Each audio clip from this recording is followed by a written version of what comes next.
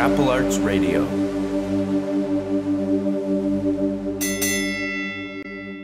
Hi everybody, Stephan Kesting here. Today I've got a special guest on the podcast. It's Daniel McCormick. Daniel is a 2008 Judo Olympian. He's a 2009 U.S. National Judo Champion. And he's unusual in the sense that he's got a lot of experience in the Brazilian Jiu-Jitsu world as well. So I thought he'd be really interesting to talk to as one of these hybrid athletes. But why don't we get started? Dan, why don't you tell us a little bit about your background in Judo and Brazilian Jiu-Jitsu and anything else you care to tell us about? Well, I started Judo when I was about 10. I did a little bit of it as a kid, and unfortunately, like a lot of kids, especially in America, I got sidetracked with other sports, so I quit when I was 11 or 12. I was 14, almost 15. I came back and just started doing it ever since. Kind of got hooked on it, and like a lot of people, kind of became a nerd for the sport. In 2006, in late 2006, I moved up to Boston to train with Jimmy Pedro with Team Force, and I was there up until last October. I moved back home to Texas, and I've been training out of here ever since. So what was the initial draw to Judo? Like, why that and not football? Or I guess a better question, why did you come back to Judo? Well, initially, when I was a little bitty kid, I'm a heavyweight now, and I was a hefty kid. I'm not sure how to say that politically correctly, but I wasn't... Gravitationally challenged. Yes, sir. So I was too big to play a lot of the sports. Like, I couldn't play football. So my dad was talking to someone he worked with, and they said, hey, I've heard about this sport, Judo. A lot of kids love it. If you want, you can throw Daniel in there. And we went and talked to Ace Skigara, who was my original sensei. And I got on the mat, and I liked it as a kid, but I got a little out of it with other sports. When I got up to 7th grade, I was big enough to start playing football. There were no weight limits in the football team. So I got into football, got a little distracted, and I quit. And then when I was 14, more than anything else to really complement football, I went back to Judo. And at that point, not necessarily at that point, but probably when I was about 16, 17, Judo kind of got even with football, and it eventually passed football. Okay. And then what led you down the path to deciding that you wanted to be just from a recreational Judo player to a competitive Judo player, and eventually down the road to being a nationals champion, which is a pretty big achievement, and getting to the Olympics, which is at least as big, or which is on the same par as that. So it's a pretty serious commitment. It goes way beyond just liking a sport. I'm kind of childishly competitive about things. I hated losing. When I started Judo back up at 14, I lost a ton. Like, I don't think I won a match my first 10 tournaments. It was bad. I kind of got irritated, and I kept pushing and pushing. I started studying online and stuff, and things started clicking. And then my senior year of high school, I went to nationals, and I won a match. And then my coach here was talking back and forth, and I decided throughout my freshman year of college to really push in Judo. And I took silver in nationals that year, and that was 2005. And at that point, I kind of realized, like, hey, I didn't necessarily expect myself to make an Olympic team at that point, but I knew that there was a chance I could do decent, I could do well. And I kind of hooked up with Jimmy Pedro in early 06, and he started talking to me and threw out this idea because he was just starting Team Force, and he talked me into coming. So I got For those of guys who are listening who don't know who Jimmy Pedro is, can you give him a quick introduction? He is a 2-time Olympic bronze medalist in 96 and 2004. He was a 4-time Olympian, 92 through 04, a world champ. Arguably the best North American judoka ever. I know Nicholas Gill will give him a run for his money, but one of the best judokas to come out of North America. He's also the Olympic coach for London this next year. Okay. That's the Olympic Games in London 2012. Yes, sir. Okay. Okay, so when you were doing Judo as a bigger player, how many favorite throws did you have? Judo is predominantly a throwing art, and you always hear that judo players really only have 2 or 3 good throws. And is this true in your case? And if it is true, what were they? And can you describe them briefly using words instead of demonstration, which would be a lot easier? Well, it is true. And it is true in most sports. You can't chase every single area of the sport. You have to focus on a certain part of the sport and make yourself as good as you can in those. But you have to be versed in other areas of the sport as well. For instance, with jiu-jitsu, you can't go out and just pass because you're not going to be on top the whole time. You might get in the guard, and if you don't have at least some knowledge of the guard, you're going to look pretty silly. So for me, as a bigger guy, my main throws were an osoto guard, which is an outside, it literally means outside major reaping. It's basically a trip where I step outside the opponent and sweep their legs out with mine. Then it was harai goshi, which is the hip toss where I lift their legs up with mine. Okay. And then sasai, which is a foot trip. I mean, again, those are my 3 basic techniques, but I had a few others that I could call on to whenever I needed them. For instance, the sumi gaish is something later in my career. Once I matured physically, especially, and mentally, I was able to be smart with it, and I was able to use it, and I got a lot of big throws out of it. What about on the ground? Because I know you have cross-trained in Brazilian Jiu-Jitsu. What are your favorite judo legal and judo practical newaza techniques? Newaza, for the people listening, would be judo groundwork. Oh, well, for me, I'm all about pins, mostly for judo. The way the judo ground game works is once you hit the ground, you get to show progression. If you don't, and the ref is being generous, you'll get 10 to 15 seconds. If you show progression, they'll let it go for as long as you're showing progression or as long as the match goes. For me, because I fight the heavyweights, a lot of really strong guys, it's tough to get an arm bar or a choke in 12 seconds or 15 seconds. So I try to focus more on pinning them. When I moved to Pedro's, I had very, very little ground game. And I definitely got much better there. Jimmy's known for his ground game in the judo world. But I was definitely missing something. I went and a buddy of mine, he took me to BTT in Boston. And there's a little guy there, and he just made me look silly. That's Brazilian top team? Oh, yes, sir. It's out of Everett, right north of Boston. Okay. And they just made me look silly. And, again, my childishly competitive side comes out whenever I start losing. So I started studying a little more, and I started rolling with them a little more. And I started picking out little things. And without a doubt, my ground game has gotten a ton better. I'm still not quite as great with the submissions, but in judo, it's helped my ground game tenfold. Well, it's interesting to hear you say that, Dan, because I think a lot of jiu-jitsu people will acknowledge that judo can bring something to Brazilian jiu-jitsu. Unless you're solely into pulling guard, it's good to be able to throw your opponent on his head. But I find that the reverse often isn't true, that you run into an awful lot of judo people who've got absolutely no interest in the Brazilian jiu-jitsu technology, and it's kind of a snobbery. You know, we're an Olympic sport, you guys are a bunch of upstarts. And is that just my perception, or do you think there is this snobbery in some circles? I think you're definitely right. I think a lot of people feel that way. You know, it's not hard to stay defensive on the ground for 15 seconds. And that's the way a lot of people look at it. If they sit there and they get as defensive as they can for 15 seconds, match is over. Why bother with newaza? Other people look at it as, I mean, that's 15 seconds where I can use the ground to try and wear my opponent out. That's 15 seconds where maybe I can open something up and I can win the match. I mean, I think that they help each other greatly, both ways. Okay. Who else have you trained with in Brazilian Jiu-Jitsu? You trained with Brazilian top team? Yes, sir. I've been to New York. One of my big sponsors, the New York Athletic Club, is in New York, so we're down there quite often for just conventions or whatever. And recently, I guess about a year and a half or 2 years ago, Marcelo Garcia moved back to New York. So whenever I'm in town there, I roll with them, and I feel very silly. Here in Texas, I've been working out at Travis Luter's place. I've also worked out with Carlos Machado and with Bruno Bastos a couple times. Okay. Oh, cool. Well, just before we leave the judo, I mean, I've been a tourist in and out of the judo world myself, and roughly when I started getting out of it and concentrating much more heavily on Brazilian Jiu-Jitsu, judo was basically going through a seizure of rule changes, and there's things like only certain grips, and if I recall correctly, recently there's no more leg grips at all.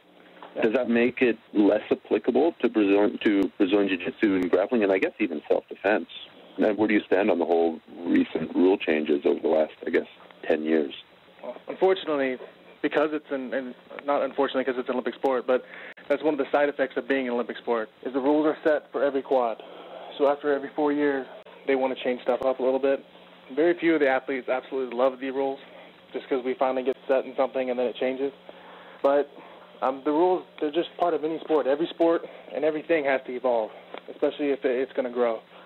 So, I mean, it gets a little irritating for the first maybe 6 months or whatever, but once you figure it out, you kind of settle down. I don't think it really affects the jiu-jitsu, the way the jiu-jitsu can affect it, because very few rules on the ground will ever change. And as far as I know, this last quad, they didn't change any rules on the ground. Okay. Can you take us a little bit through the Olympic experience in and of itself? What was training for that like, and what was the actually being there like? Well, the training was rough. Really? It was worth it, but on the mat 3-4 hours a day, plus weight room, plus on the track, it all adds up, but, I mean, it was without a doubt worth it. The way the U.S. system worked for the 2008 quad was we had our Olympic trials in June, and then the Olympics were in August. That's not a lot of time. Oh, no, sir. A lot of us were training for the trials, and then, like for me, I went home for 2 days to see my parents and my family. I got back on a plane and headed up to Boston. I had very little time off, and then we left for Spain first weekend of July for 2 weeks. We came back, and we were off to China. And then, I mean, China was it's tough to describe in words, but it is without a doubt the proudest moment of my life, walking in to the opening ceremonies with Team USA. And from what I understand, it's the proudest moment of my parents' life, too, so that made it pretty special. It was a great time fighting for my country. I took ninth. I was a little sad about that. It'd be nice to sneak in there and grab a medal, but it was exciting, to say the least. I have a smile and goosebumps right now thinking about it. Dumb question. Were you nervous? I guess, are you nervous in general, or were you more nervous or nervous at all at the Olympics? I was more nervous when I was younger. As I got older, I kind of settled down, and, I mean, everyone has nerves, and I think that's an important part of competing. But after my first fight, my forearms were locking up, my legs were locking up, I was shaking. I had our physical trainer or whatever, I forgot exactly what his title was, he was rubbing my hands out and stuff. So the first fight was pretty rough. After that, I settled down, and it kind of all blurred out from there. I don't really remember much of it, and I guess the adrenaline took over.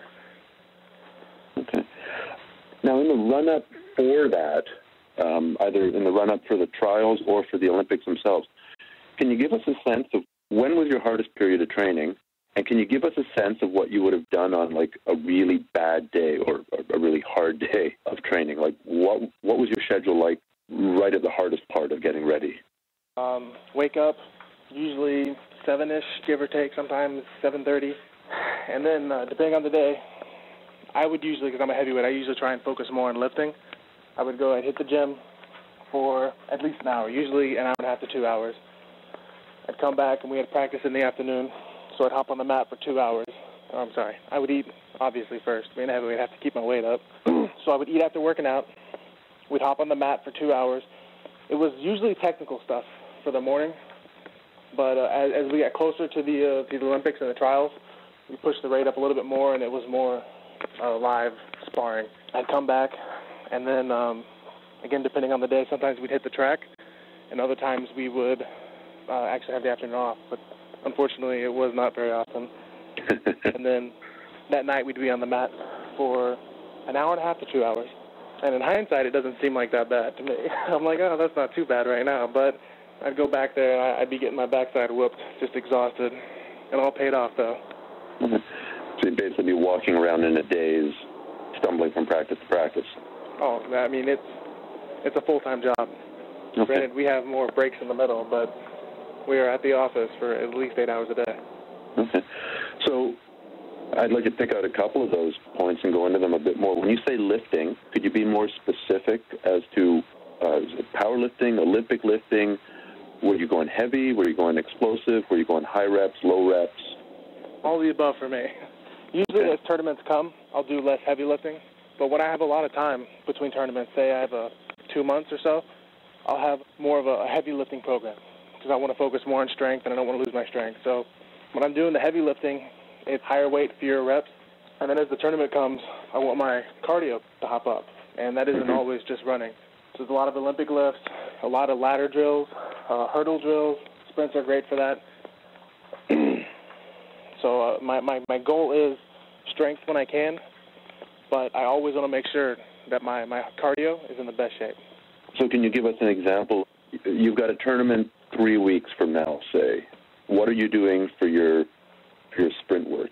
What specifically? Like, how long are you running for? How long are you resting between reps? That sort of thing.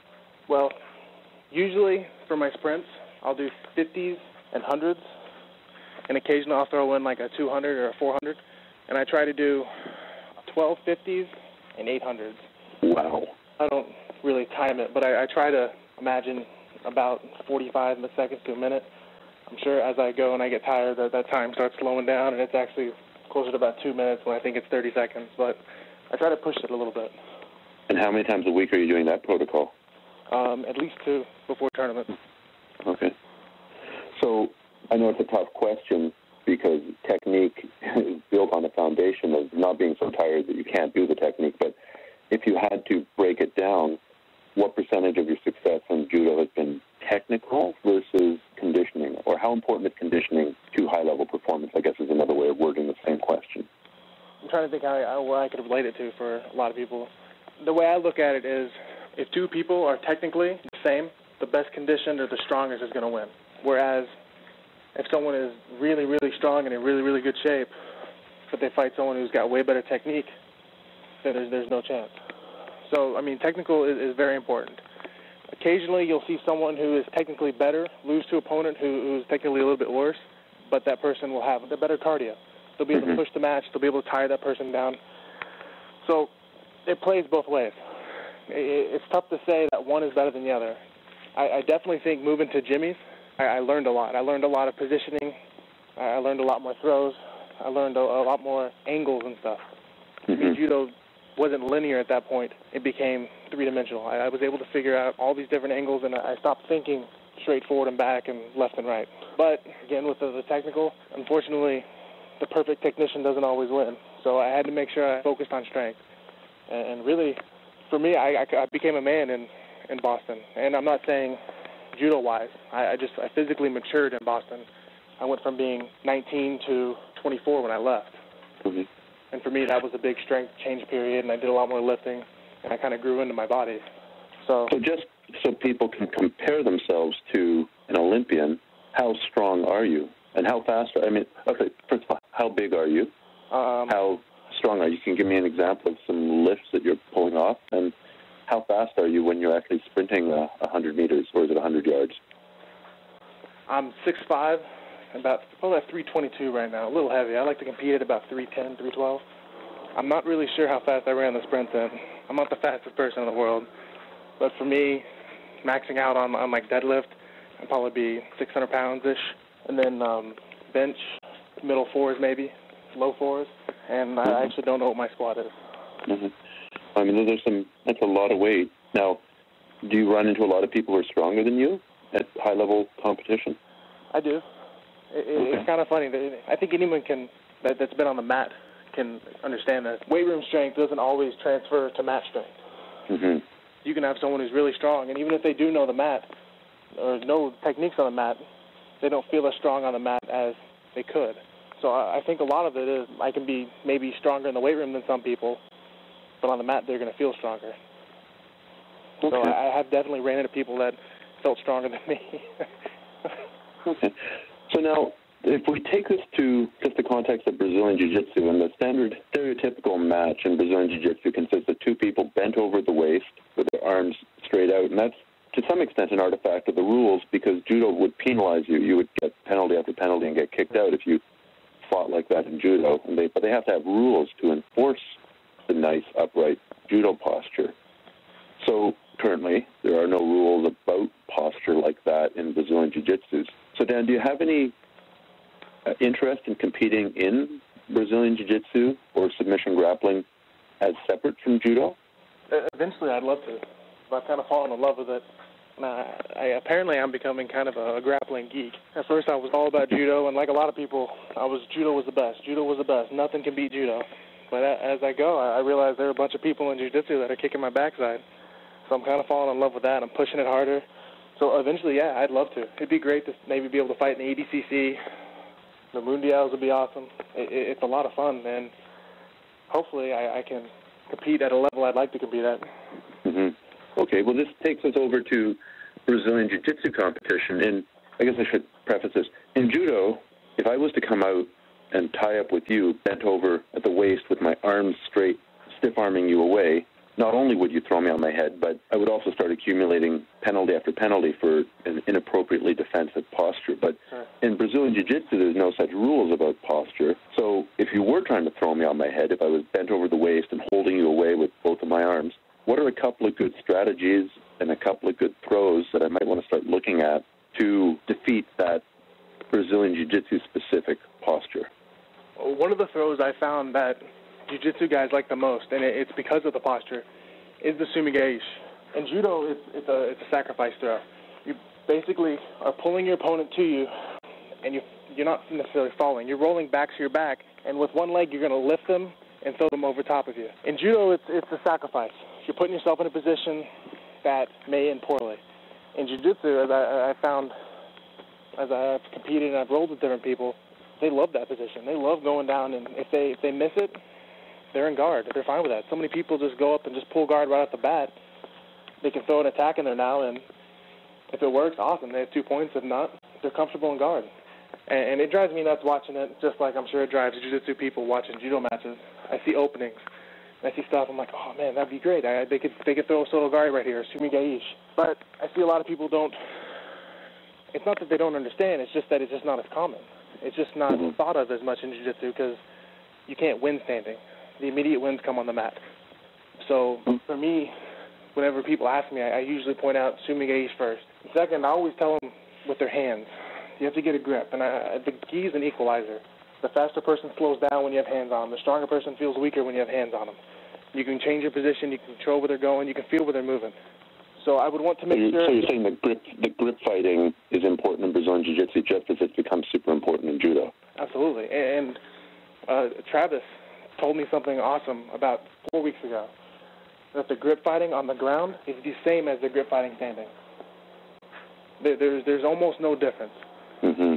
I mean, you're going to be on your feet, so sometimes the movements might be a little different, but the main idea is the same. You're going to want to control your opponent. You want yourself in a position with your hands that you can be effective on the mat. And it sounds silly, but it's like a light bulb just went off. It's like, that makes so much sense. Mm-hmm. So standing is the exact same way. If you go out there and you don't, and I see so many people that bend over and they have their hands by their shoulders or by their head, and they're not trying to reach out and grab the gi. To me, the very first thing you'd want to do is you want to make sure you're not upright leaning back because someone's going to single you or take you down. But you want to reach out and you want to grab hold of their gi. If nothing else, you have a little bit of control, you have a little bit of feel, and you have a little reaction time if they do something. So one of the biggest things I try and teach people is just the standard grip so that they can feel, and that's the start of most throws in Judo. Okay. Once they get comfortable with that grip, they can start doing the throws a little easier. Well, what I'll do, Dan, is because it's easier to see a throw and understand the throw rather than hear it described, and I don't know how people are going to find this interview. I'm going to put it on iTunes as a podcast. I'm going to have it on my website. But on my website, I'm going to have it at www.grapplearts.com/judo/. And I'll find a way to put a video link or a link to some video of that specific throw, just so guys have an idea of what you're talking about there for the sumigaishi. Okay, so we've taken a look at some of the Judo tactics and strategies that work well for Brazilian Jiu-Jitsu. What about some of the classic Judo throws like seonagi, the shoulder throw where you turn around and give your back to your opponent? That works really well in Judo competition. There's judoka who've made that their bread and butter throw. But isn't that suicide in a Brazilian Jiu-Jitsu or a submission grappling or an MMA context? It definitely can be, if not practiced. A lot of the techniques, and I've learned this through talking to BJJ competitors and a lot of instructors, it takes commitment. Just like techniques on the mat, it takes commitment to get them. And if someone doesn't practice the technique and doesn't actively apply the technique to themselves, it's going to be tough to get it.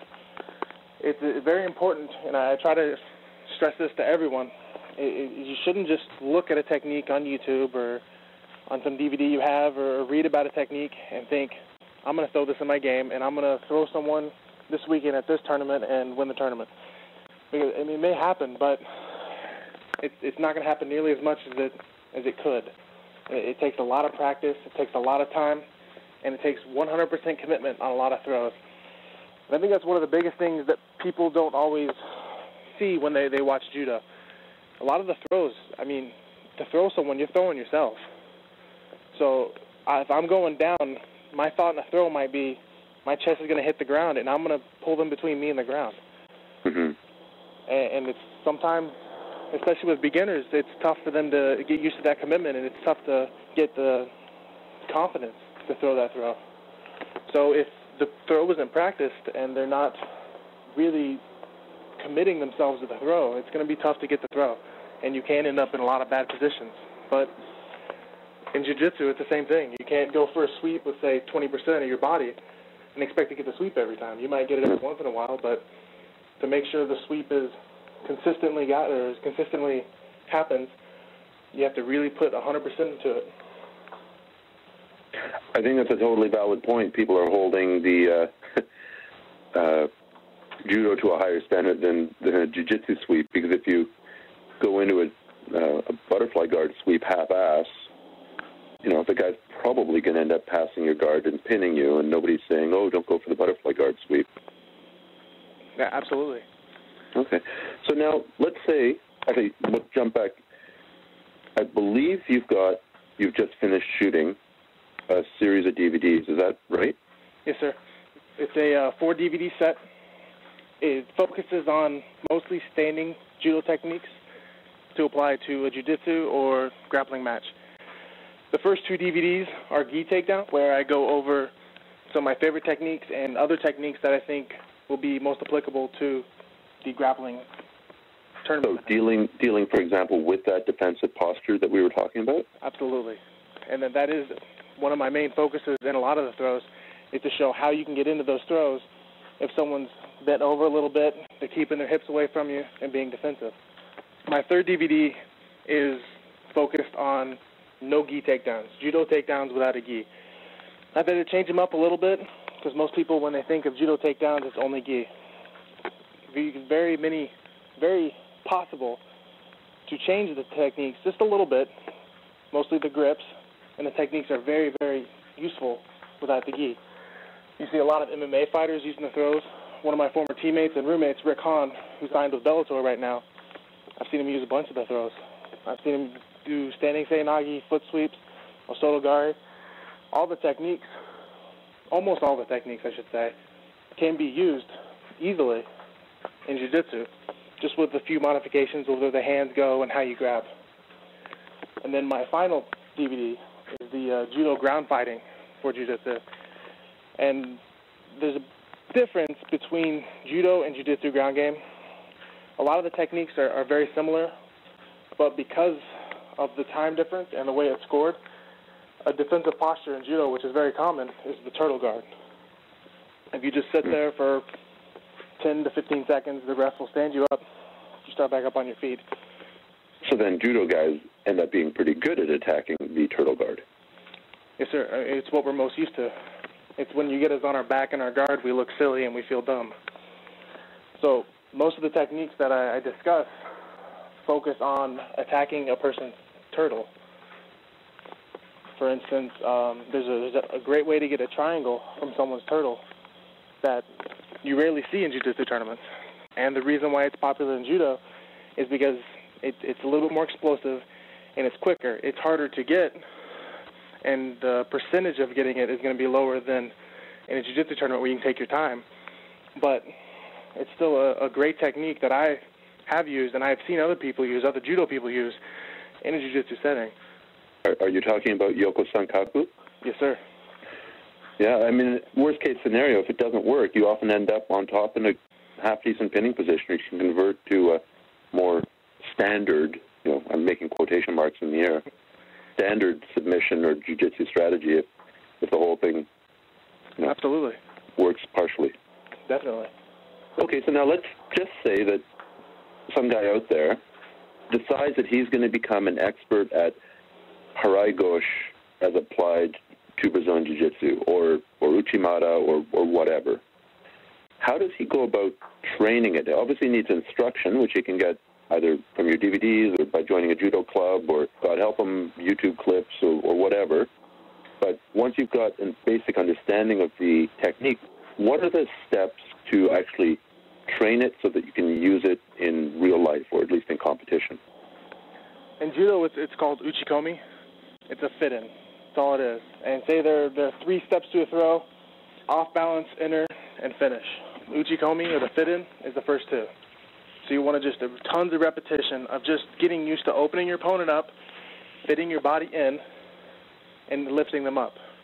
The next part is extremely important. It can sometimes be a little bit difficult. You have to find a willing partner. And you basically have to throw them. And sometimes people aren't as willing to do that as others. But it's important to throw someone with the techniques you plan on using so that you understand what it feels like, you understand your body position, and you know where you have to go to get the throw. So for me, the 2 most important parts are going to be the uchikomi, the fit-in, which you will need to do hundreds upon thousands of repetitions to get used to. And when I say that, a lot of people are like, wow, that's a ton. When you think about it, you do the same thing in jiu-jitsu every day. When you train a technique, you're going through a choke a whole bunch, many different times, and you go through an armbar many different times. It's the same thing. It's just going to be standing with the technique. And then for me, when I started really learning the techniques and really understood the technique, was in a more live situation. So I want to be standing with someone who's going to try and take me down, and I'm going to try and take them down. And the reason why that's important is if you have someone just standing there and you're throwing them, their body's static. There's no movement. You're not going to feel how a person feels. A person isn't a board all the time. The person's going to be moving, bending. They're going to be pushing away a little bit. So you want to go with someone who's willing to go with you. So you can feel where people move and you can learn to fit in. Does that mean sparring at 100%? The intelligent answer is no, because you don't want to hurt people. Okay. Unfortunately, people have egos and they hate to lose, and everyone has an ego. So one person gets thrown, you get up, you're going to want to do it harder. So I would say no, not 100%. You don't want to try and put your partner through the floor because your partner's not going to like you. But it happens. You just have to be kind of friendly with it. I've seen a lot of people go at it real hard on the mat, start banging heads, and it gets a little intense, and they come off the mat and they're buddies again. So I would say you don't have to go 100% as hard as you can every time, but it's inevitable that it's going to happen. When it does happen, just be smart about it. You don't want to start a fight and ruin a friendship over it. Well, can you talk about some other ways to reduce the odds of injury when you're training throwing, which is inherently a little bit more risky than training on the ground, I think? Again, in judo, the Japanese term is ukemi, and it basically means break fall. And you learn to protect yourself when you fall on the ground. It is important for someone to understand and know how to fall. You don't want to throw someone up who's going to freak out when they get up there and twist and turn, and they're going to land on their head and get injured and seriously go to a hospital. I've seen it happen, and it's scary. You want to make sure that the person knows how to fall. They know how to protect themselves. And you, when you're throwing, you want to make sure you control them. You're not going to pick them up and fling them up in the air and let go. And that's one part I do try and show in the DVD, is that I'm not picking up, in this case, Aaron's my partner in the DVD, I'm not picking Aaron up and throwing him up in the air and walking away. I hold him. In most techniques, I'm holding onto the sleeve so he lands safely. And another part of the throw you see, and Aaron's very good at it, is the break fall. Aaron makes me look very good in the DVD. Whenever he takes a fall, his hand will slap, and it sounds silly to me when I first heard it. I was like, that makes no sense. When a person slaps the ground for whatever reason, and I'm not the smartest person in the world, it doesn't always make sense, but it seems to absorb the impact, and it doesn't hurt. And it teaches you to control your body, and it teaches you how to fall. So that is very important. You don't want to take someone who's never done it before, who has no idea what they're doing, and just pick them up and throw them down as hard as you can a couple times. Okay. So you heard it here. Work with a little bit of control and learn how to fall before you go completely crazy there doing your standing judo work. I think we've done our due diligence, Dan. Okay, well, thank you very much for this glimpse into the world of judo and also the cross-pollination that's possible between judo and Brazilian Jiu-Jitsu. I think it's kind of cool how there's been a lot of cross-pollination between wrestling and MMA, and you see some judo to MMA crossover, like your roommate you were talking about, Karo Parisian, would be another big example that comes to mind. Lots of fighters in Japan have a judo background. Yes, sir. So I think it's a really interesting area. What I'm going to do is at grapplearts.com/judo, I'm going to put a video to the throw you're talking about. I'll also put a link to the DVDs that you have just produced. I don't think you wasted a ton of money on, aerial photography and special effects. I think they're pretty affordable, but you don't have a whole ton of them. So guys should probably go and check that out pretty quick if they're interested. Yes, sir. Is there anything that you'd like to finish up by saying? I always do throw out, my email is dan@takedownexpert.com. Feel free to ask any questions. I love getting questions. I'm not always the best at thinking what needs to be thrown out there, but whenever I get an email, I do my best to answer it. So again, that's dan@takedownexpert.com. Any questions, please feel free. Okay, well, best of luck in your judo career there, Dan, and I hope to see you out there with a medal around your neck in London in 2012. Awesome. Thank you very much. Okay, take care. Thank you. Bye.